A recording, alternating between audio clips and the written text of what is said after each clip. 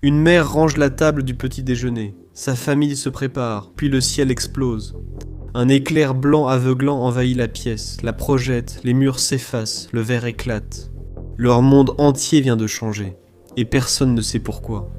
Le 6 août 1945 pour les 350 000 habitants d'Hiroshima, centre industriel clé de l'effort de guerre japonais, n'était qu'un jour ordinaire.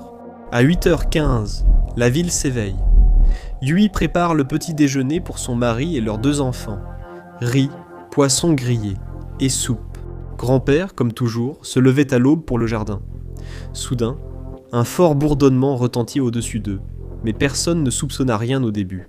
Hiroshima a souvent été bombardée ces dernières années, mais la famille, vivant loin du centre, était généralement épargnée. Aujourd'hui, c'est différent. Pas de cacophonie de bombes, seulement quelques avions allant vers le centre-ville. Après une longue pause, une explosion secoue la maison. Yui se réveille parmi des débris et du verre brisé, l'air brûlant, souffrant d'une douleur intense. Ses oreilles bourdonnent, les enfants.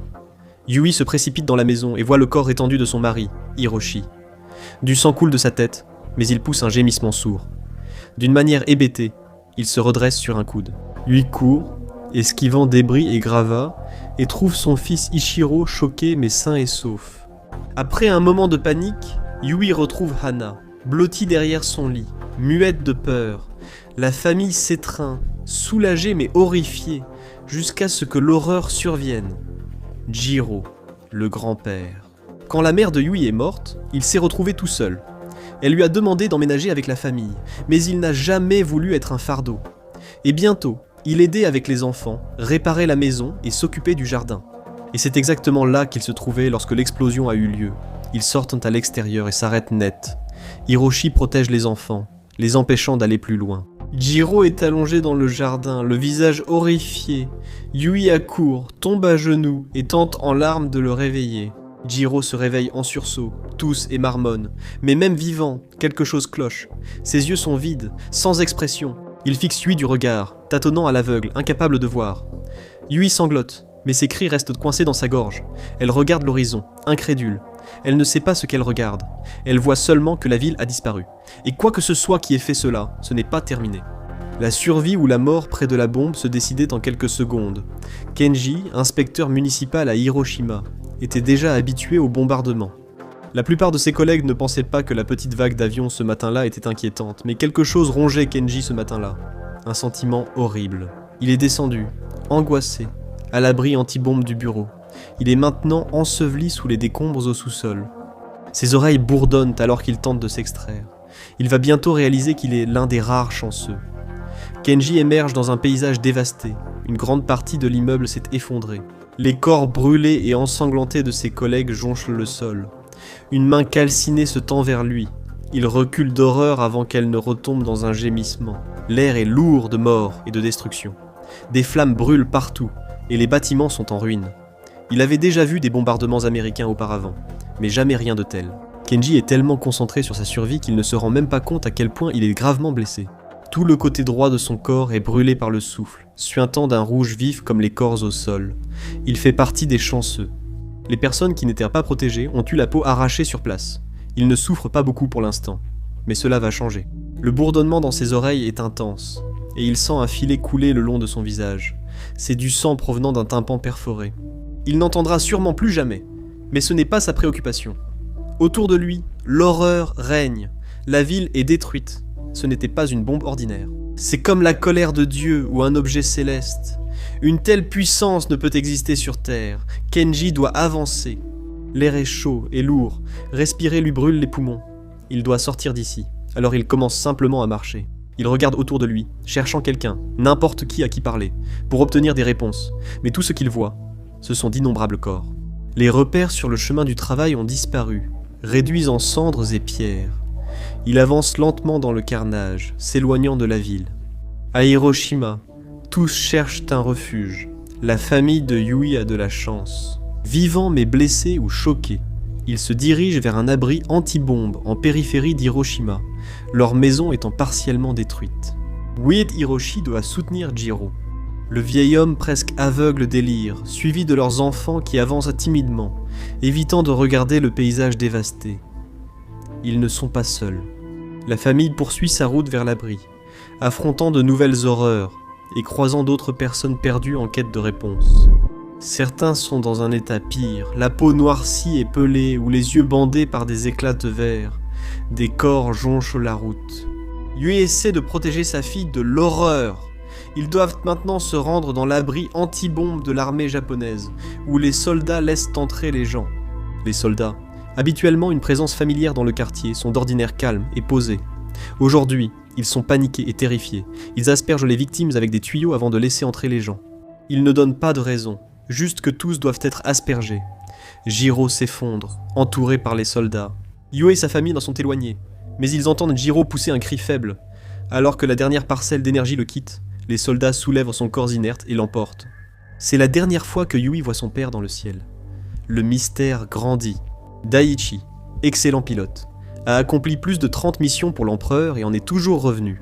Il a dit au revoir à beaucoup de ses alliés, aussi bien lorsqu'ils ont été abattus que lorsqu'ils ont été choisis pour des missions kamikazes. Il n'a jamais rien vu de tel à l'horizon aujourd'hui et, horrifié, comprend que son frère s'y trouve. Le frère aîné de Daiichi travaille en ville. Il avait fait son service militaire au début de la guerre sur un navire et reçu des décorations, mais il n'a jamais eu l'âme militaire comme Daiichi. Il était content de reprendre son travail, mais la guerre l'a rattrapé, et il n'a jamais vu une arme agir ainsi. Personne à la radio ne sait ce que c'est. Les yeux de Kenji brûlent alors qu'il avance à travers les décombres. L'air est épais, rempli de cendres et de poussière. Sa gorge est sèche et irritée. Il s'arrête pour tousser et crache un liquide noir épais. Ce n'est pas du sang. Que lui arrive-t-il? Il était à l'épicentre, mais maintenant son propre corps se retourne contre lui. Est-il vraiment l'un des seuls survivants de cette catastrophe? Ou a-t-il simplement été condamné à une mort plus longue et plus douloureuse? Cela va se dérouler maintenant. Il le découvrira qu'il le veuille ou non. Finalement, à travers l'épais brouillard brûlant, Kenji aperçoit des signes de vie. 2 soldats masqués l'aperçoivent, le saisissent et le traînent. Il se retrouve bientôt dans un abri de fortune, un hôpital de campagne avec d'autres survivants. En observant les autres, il réalise qu'il s'en sort le mieux, tandis que la plupart sont gravement brûlés et à peine vivants. Il tente de questionner les soldats sur la situation et son état, mais ils ne répondent pas, et la présence d'inconnus loin d'ici n'apaise personne. Yui et sa famille pleurent Jiro dans l'abri, sauf Hiroshi qui reçoit un nouveau pansement au front. Heureusement, ils vont bien et sont ensemble, mais toutes les blessures ne se voient pas. Yui constate que tous dans l'abri sont aussi terrifiés qu'elle. Une vieille femme dans un coin marmonne que le Japon a perdu la faveur des dieux. Un homme fulmine à propos des Américains qui maîtrisent la puissance du soleil. La plupart ici sont confus et reconnaissants d'être en vie, et mettront du temps à connaître la vérité. Daiichi vit sa journée la plus longue, effectuant des missions pour l'armée de l'air avant d'être envoyé à Hiroshima pour les secours. Il doit retrouver son commandant et rechercher les survivants, bien que peu soit attendu. Le commandement reste évasif sur l'origine de l'horreur. Daiichi est heureux d'être au cœur de l'action. Son père est décédé depuis longtemps, et sa mère âgée vit loin d'Hiroshima. Les 2 frères se sont promis de veiller l'un sur l'autre, et ils comptent bien tenir parole. Daiichi a vécu le carnage de la guerre. Les bombardements américains sur Tokyo ont ravagé la ville et causé d'innombrables victimes. Mais ceci est différent. L'épicentre semble ne plus rien contenir. Il n'y a même pas de corps, car ils ont simplement été effacés. Plus on s'éloigne, moins la destruction est totale, mais elle devient plus viscérale. Il est facile de voir que beaucoup de ces personnes sont mortes depuis longtemps, mais au milieu de ces horreurs subsistent quelques miracles. Le commandant vérifie les sous-sols où parfois, on retrouve un survivant, souvent en mauvais état, mais toujours source de réconfort. Daiichi doit escorter 2 jeunes femmes brûlées et choquées vers un abri anti-bombe proche. Il leur demande de baisser les yeux en marchant. Il veut s'assurer qu'elles gardent l'équilibre, mais il ne veut pas non plus qu'elles voient le carnage tout autour. Et lorsqu'ils arrivent à l'abri anti-bombe, un miracle se produit. Il est brûlé et hagard. Daiichi reconnaît vite son frère Kenji.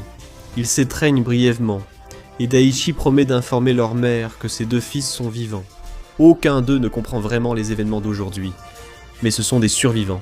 Et bientôt, Daiichi sera de retour sur le champ de bataille, prêt à venger cet événement horrible, ou du moins le croit-il. Les jours suivants s'écoulent dans la confusion. Daiichi retourne au front et ses chefs paraissent plus résolus que jamais. Il est clair qu'ils tiennent les Américains pour responsables de ce désastre, et ils disent à leurs hommes de se préparer à un combat intensifié contre l'ennemi. Kenji passe ses jours dans un brouillard, allongé dans son lit d'hôpital. Les infirmières soignent les brûlures, mais la fièvre persiste et les nausées, plus fortes, reviennent. Hors du sommeil, il transpire et vomit. Hiroshima, ou du moins ses habitants, a survécu. Pour la première fois depuis l'explosion, le ciel est silencieux. 3 jours après, une autre ville, Nagasaki, située à près de 400 km disparaît. Autrefois, cela aurait pu sembler naturel, mais c'est désormais clairement une attaque sans précédent dans l'histoire humaine. Non seulement cela détruit des villes en un instant, mais cela laisse aussi des effets dévastateurs et durables sur la santé des survivants, et une autre attaque pourrait surgir à tout moment, sans prévenir, et tout se passe très vite. Daichi apprend en premier la reddition de l'empereur. Il y a peu, les commandants préparèrent les troupes pour une dernière bataille, mais annoncent maintenant la fin de la guerre. Tous ces hommes rentreront chez eux discrédités. C'est difficile, mais Daichi ne reconnaîtra jamais son soulagement. Tous les jeunes hommes autour de lui voulaient combattre les Américains jusqu'au bout, mais comment résister à une bombe d'une telle puissance ? Pour les survivants, une longue bataille commence. Yui et sa famille rentrent et entament les réparations. Mais la maison semble plus vide maintenant, et l'absence de son père bien-aimé se ressent dans chaque recoin de la maison. Aucun ne connaît les niveaux de radiation présents, ni leurs effets futurs. En balayant la cuisine, Yui est gênée par une douleur au bras. Elle se gratte et touche quelque chose de dur et de tranchant. Un petit éclat de verre incrusté dans son bras. Un rappel douloureux de ce qu'ils ont survécu. Quelques semaines plus tard, Kenji sort de l'hôpital. Sa fièvre a vite chuté et il découvre l'horreur de Nagasaki en se rétablissant. Ses brûlures guérissent, les nausées ont presque disparu mais il reste faible et hanté. De retour chez sa mère pour repartir à zéro, il subit les regards étranges des voisins. Désormais connu comme Hibakusha, survivant des bombes nucléaires, il suscite la suspicion. On ignore s'il est dangereux, ou si le danger l'a suivi chez lui, mais la vérité éclatera. Plusieurs jours passent sans explication. Aucune annonce ni explication, juste des rumeurs. L'air serait empoisonné, le soleil tombait, quelque chose d'invisible tuerait toujours. Des semaines après les incendies, un nouveau mot circule parmi médecins et responsables. Atomique, une arme différente, qui ne s'arrête pas après l'explosion. Quand les gens comprennent enfin, beaucoup connaissent déjà la vérité dans leur corps. Fièvre, vomissements, chute de cheveux.